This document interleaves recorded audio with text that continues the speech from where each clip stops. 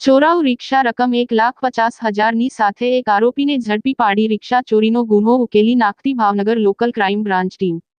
Crime branch team પેટ્રોલિંગમાં હતી તે દરમિયાન માહિતી મળેલ કે એક શખ્સ બજાજ કંપનીની મેક્સિમા નંબર પ્લેટ વગરની રિક્ષા લઈને ભાવનગર ચિત્રા ફિલ્ટરવાળા રોડ ઉપર તપોવન શૈક્ષણિક સંકુલ સામે રોડ ઉપર ઊભો છે.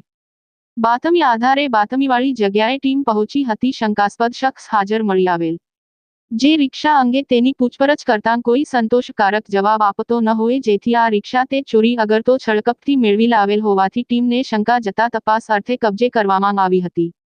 આરોપીની કડક પૂછપરછ કરતાં આ રિક્ષા તેણે પોણા 2 વર્ષ પહેલાં મિલિટરી સોસાયટી સરકારી સ્કૂલ પાસે રોડ ઉપરથી ચોરી કરી પોતે વાપરતો હોવાની કબૂલાત કરેલ. વધુ પૂછપરછ માટે બોરતળા પોલીસ સ્ટેશનમાં સોંપી આપવામાં આવેલ.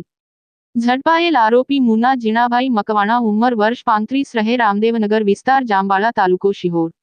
આ કામગીરીમાં પીઆઈ પટેલ, પીએસઆઈ જેબલિયા, સ્ટાફના મહેન્દ્રભાઈ ચૌહાણ, ઘનશ્યામભાઈ ગોહિલ, વિઠ્ઠલભાઈ બારૈયા, સાગરભાઈ જોગધિયા, સંજયભાઈ ચુડાસમા, અનિલભાઈ સોલંકી, રાજેન્દ્રભાઈ બરબસિયા સહિત ટીમ જોડાયેલ. રિપોર્ટ કમલેશ ઢાપા સાથે મથુર ચૌહાણ.